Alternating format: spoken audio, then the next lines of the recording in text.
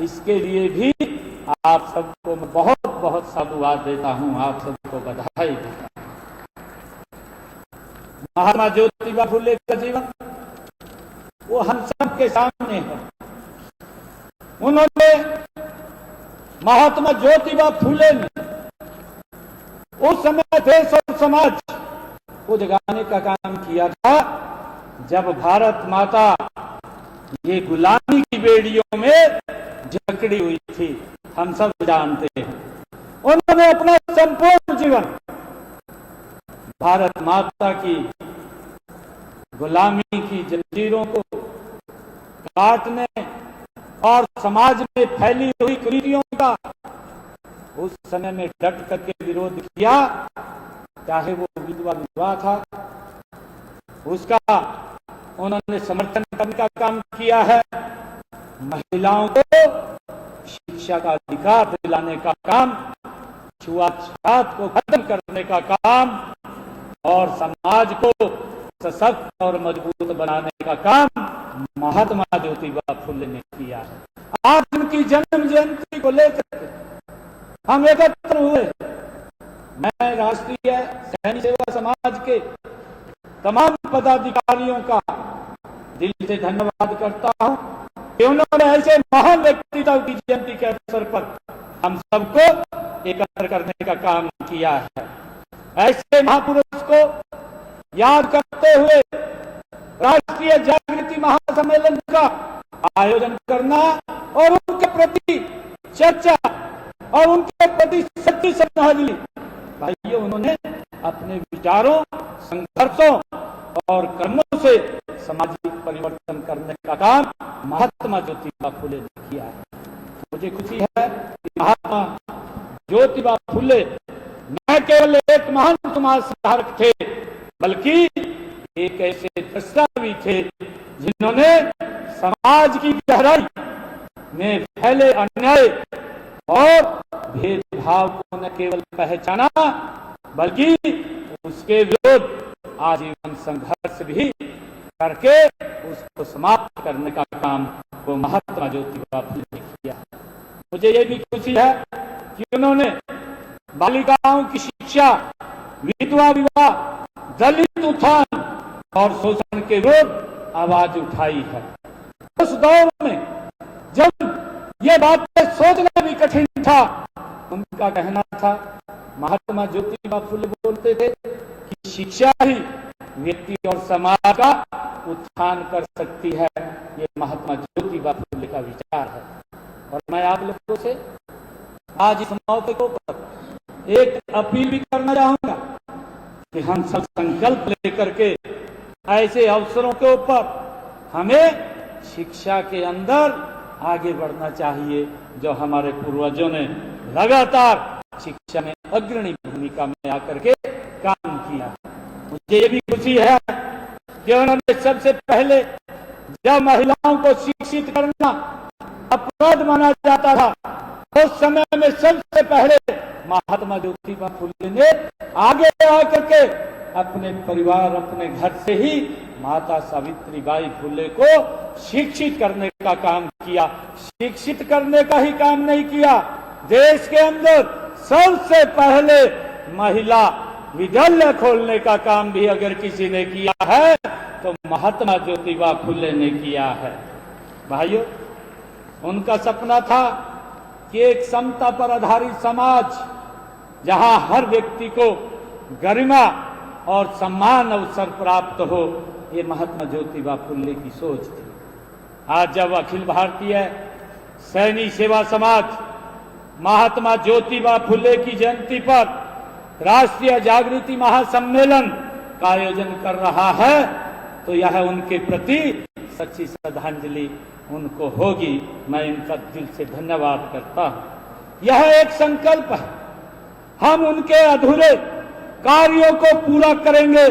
समाज में समरसता और समता का निर्माण हम करेंगे। आज ये संकल्प लेकर के हम यहां से जाएंगे। मुझे खुशी है कि आपकी संस्था राष्ट्र व समाज के उत्थान और कल्याण के लिए विभिन्न प्रकल्प भी चला रही है। आप जरूरतमंद बच्चों को पढ़ाई, पर्यावरण संरक्षण के लिए पौधारोपण जैसे अभियान चला रहे हैं। और मैं ये भी कहना चाहूंगा कि ऐसे अवसरों के ऊपर हमें समाज के अंदर जो कुरीतियां हैं उनके खिलाफ भी अपनी आवाज को बुलंद करना चाहिए। हमें ऐसे अवसरों को यह भी संकल्प लेना चाहिए कि मृत्यु भोज और दहेज प्रथा जैसी सामाजिक कुरीतियों को भी के खिलाफ जन चेतना का अभियान मिलकर के हमने चलाना चाहिए। मैं इसके लिए अखिल भारतीय सैनिक सेवा समाज से जुड़े प्रत्येक सदस्य की मैं सराहना करता हूं। महात्मा ज्योतिबा फुले जी ने हमें यही सिखाया है कि कर्म ही पूजा है। उनका संदेश एक ही है कि श्रम और समर्पण से ही समाज का नव निर्माण संभव है।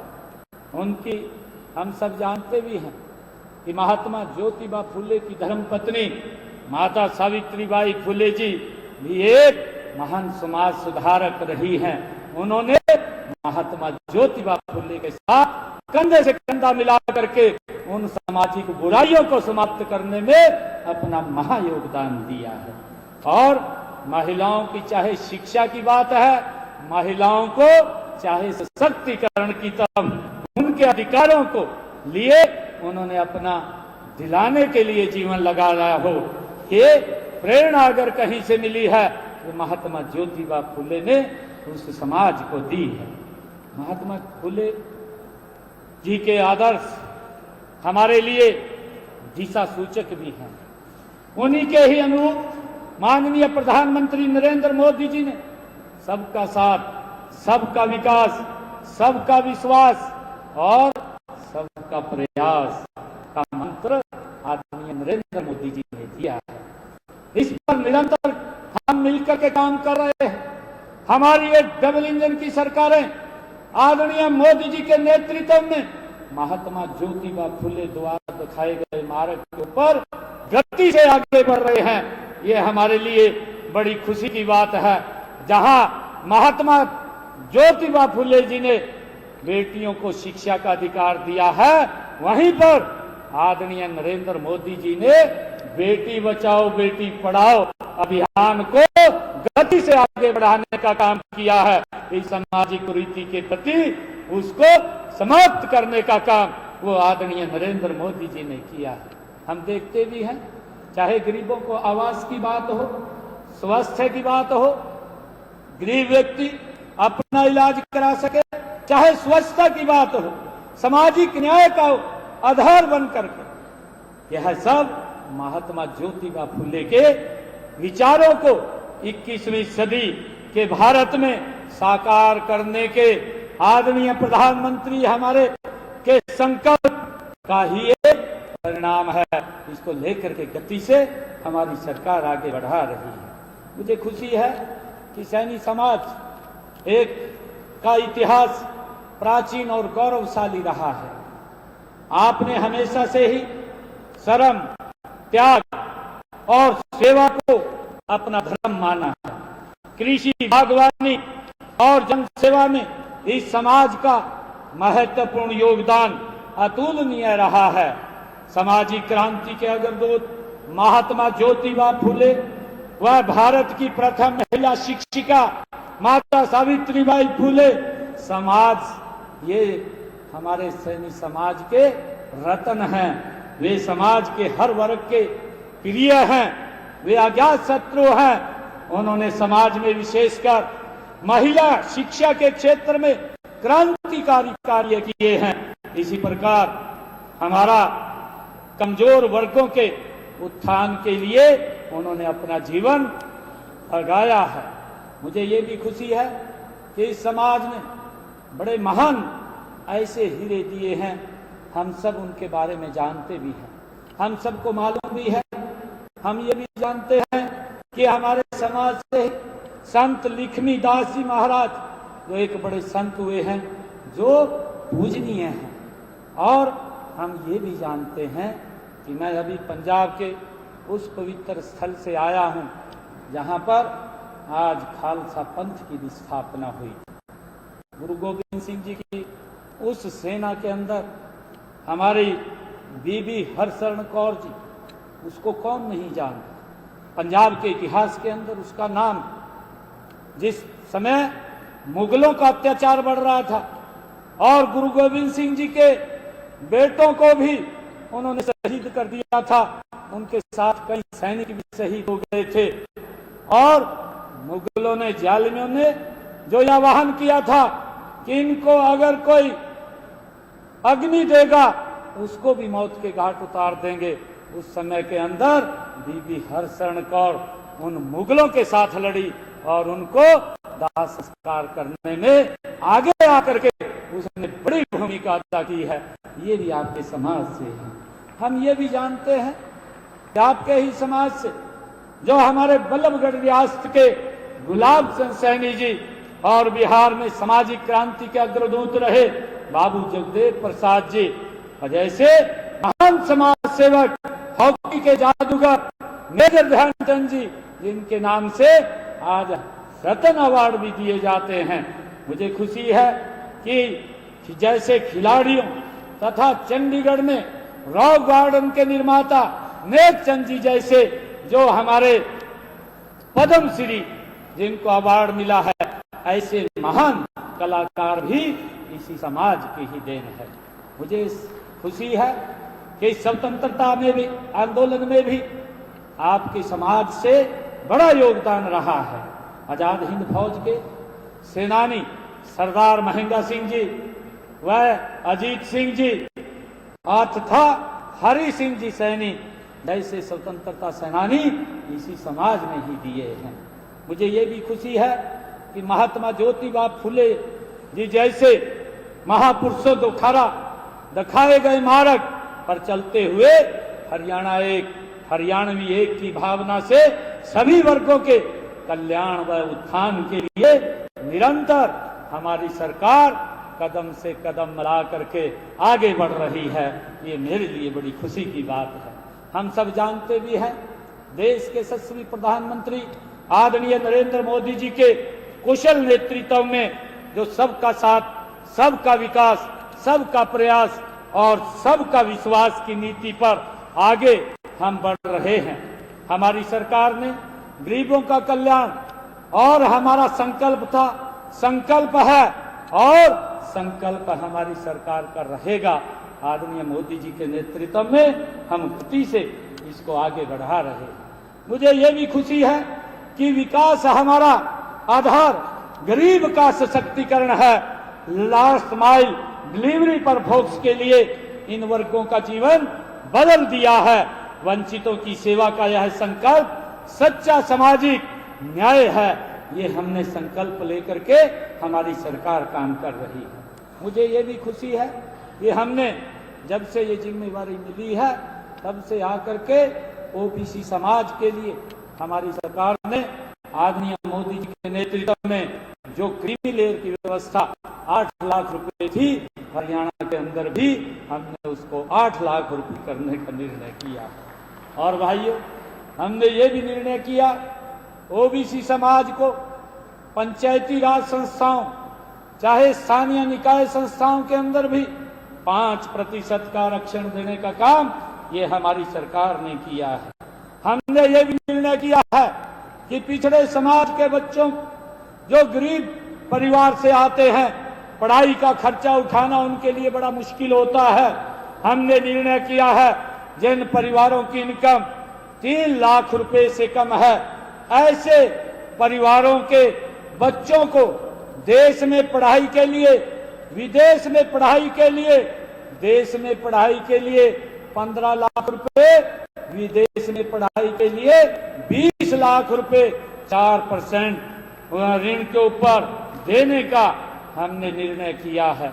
और हमने ये भी निर्णय किया है, अभी हमारी सरकार ने ये बड़ा निर्णय किया है कि अपने संकल्प पत्र में हमने कहा था कि देश के किसी भी सरकारी कॉलेज, किसी भी मेडिकल इंजीनियर कॉलेज में पढ़ने वाले बच्चे को जो पिछड़ा समाज से है, ऐसे बच्चे की, और चाहे अनुसूचित वर्ग से है, ऐसे बच्चों की पढ़ाई का पूरा खर्चा हरियाणा सरकार देगी।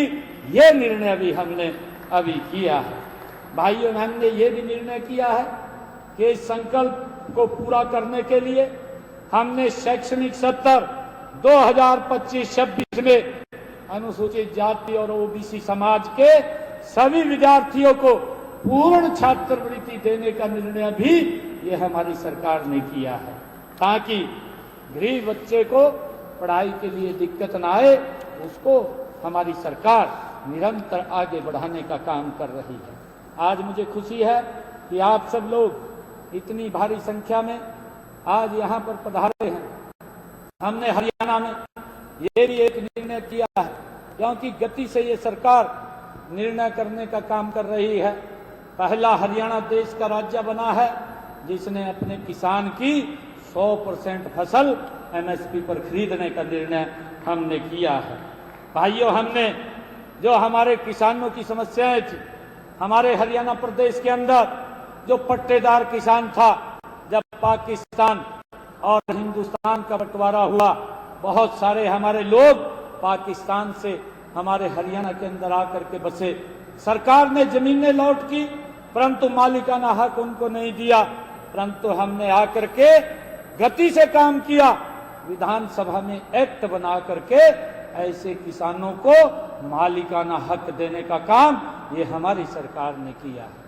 भाइयों, हमने ये भी निर्णय किया है, हमने ये भी निर्णय हरियाणा के अंदर किया है कि जो भाई पंचायती भूमि के ऊपर पिछले 20 वर्षों से ज्यादा समय से वो पंचायत भूमि के ऊपर अपना मकान बना लिया था, भाइयों, कई बार उनके ऊपर कानूनी तलवार लटकी रहती थी और कोर्ट के आदेश आ जाते थे कि मकान को गिरा दिया जाए। हमने ये भी विधानसभा के अंदर बिल ला करके उन लोगों को सुरक्षित किया कि जहां पंचायती जमीन के ऊपर उन्होंने मकान बनाया है उनको मालिकाना हक देने का काम ये हमारी सरकार ने किया है। एक एक ऐसे ऐसे कार्यों को लगातार हमारी सरकार गति से बढ़ा रही है। हम आदरणीय महात्मा ज्योतिबा फुले द्वारा दिखाए हुए उस मार्ग के ऊपर गति से हमारी सरकार आगे बढ़ रही है, जो रास्ता हमने आदरणीय महात्मा ज्योतिबा फुले जी ने दिखाया था। मुझे ये भी खुशी है कि हमने अपने संकल्प पत्र में, जब हम चुनाव के अंदर अभी थे 6 महीने पहले, हरियाणा की बहनों से हमने वायदा किया था कि हमारी सरकार बनते ही 500 रुपए का गैस का सिलेंडर आप लोगों को उपलब्ध होगा। आज उपलब्ध हो रहा है, 17 लाख परिवार उससे जुड़ चुके हैं और भी लगातार उसके साथ योजना से जुड़ करके उनको 500 रुपए में गैस का सिलेंडर उपलब्ध कराने का काम ये लगातार हमारी सरकार कर रही है। हमने ये भी निर्णय किया था, क्योंकि हम सब जानते हैं कि विपक्षी दल मुद्दा तो कोई नहीं होता, परंतु आम इलेक्शन के अंदर वो चीफ इलेक्शन कमीशन और कोर्ट के अंदर गए और जाकर के कहा कि हरियाणा सरकार बच्चों के रिजल्ट निकाल रही है, उसके ऊपर रोक लगाई जाए, और चीफ इलेक्शन कमीशन ने रोक लगा दी। मैंने हरियाणा के युवाओं से वायदा किया था कि मैं सख्त बाद में लूंगा, पहले सभी युवाओं को ज्वाइनिंग लेटर दूंगा।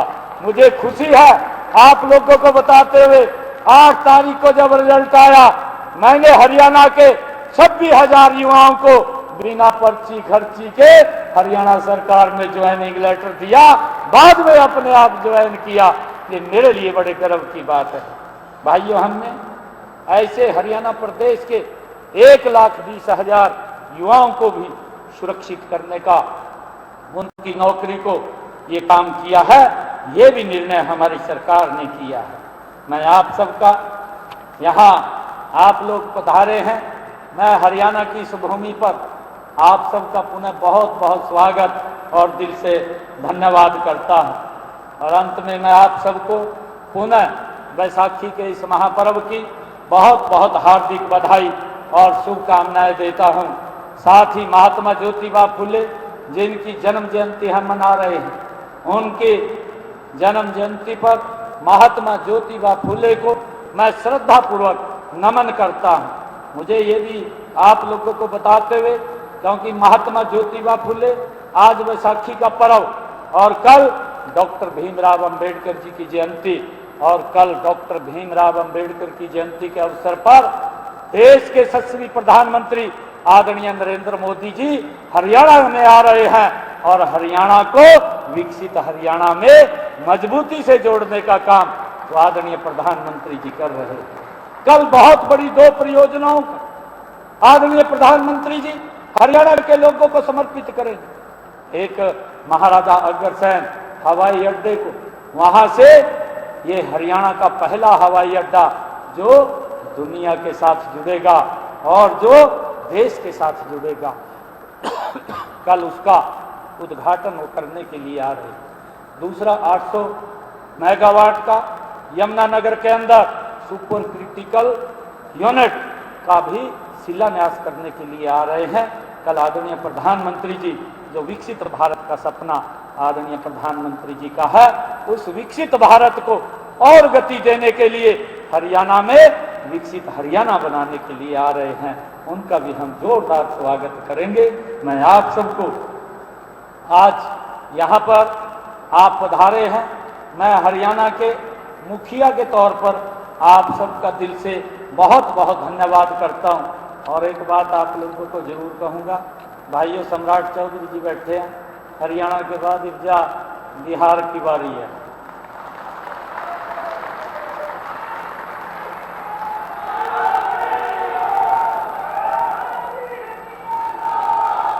ये विजय की पताका ये रुकनी नहीं चाहिए।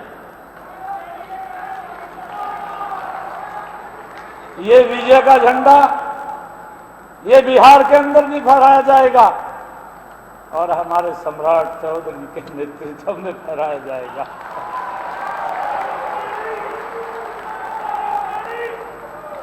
आदरणीय मोदी जी की जो नीति है भाई, ये पहली बार है कि अगर किसी पिछड़े समाज का ध्यान किसी ने कराया, उसका नाम नरेंद्र मोदी है, उसने ध्यान कराया, नहीं तो किसी ने ध्यान नहीं करे। भाइयों, हम सब की भी जिम्मेदारी बनती है कि पहली बार अगर किसी ने बीसी समाज को इस देश के अंदर सम्मान दिया और नरेंद्र मोदी जी है, हम सब की भी बड़ी जिम्मेदारी बनती है कि हम उनको मजबूत करें। आदरणीय मोदी जी के नेतृत्व में ये बिहार के अंदर भी हम विजय की पताका का झंडा फहराने का काम ये हम मिलकर के करेंगे। भाइयों, इसके लिए आप सबको मैं और सम्राट जी को भी बहुत बधाई देता हूँ, क्योंकि आज पूरा समाज एकत्र है। मैं एक बात आप लोगों को ये भी कहता हूँ कि भाई देखिए, हम ऐसे व्यक्ति हैं, कोई भी आप लोग काम बोलते हैं उस काम को पूरा करना हमारी जिम्मेवारी है, हम मिलकर के उसको पूरा करते हैं। परंतु कई बार परिस्थितियां भी हमारे सामने खड़ी होती हैं, उन परिस्थितियों को भी हम समझें और इस देश के विकास के अंदर हमारी महत्वपूर्ण भूमिका हो, इसको लेकर के महात्मा ज्योतिबा फुले ने जो मार्ग दिखाया है उस मार्ग को आगे बढ़ाने का काम हम मिलकर के करेंगे। आप सब यहाँ पर आए हैं, ये आज जो हमारे आयोजक हैं उन आयोजकों ने भी आज मुझे यहाँ आमंत्रित किया है, मैं उनका भी दिल से धन्यवाद करता हूँ। आयोजकों को भी बहुत बहुत बधाई देता हूँ। आप सबको मैं पुनः दोनों हाथ जोड़ करके राम राम करता हूँ, आप सबका धन्यवाद करता हूँ, आप सबका स्वागत करता हूँ। इन्हीं शब्दों के साथ एक जोरदार जयकारे के साथ भारत माता के, भारत माता के, महात्मा ज्योतिबा फुले, महात्मा ज्योतिबा फुले, माता सावित्रीबाई फुले, माता सावित्रीबाई फुले। बहुत बहुत धन्यवाद।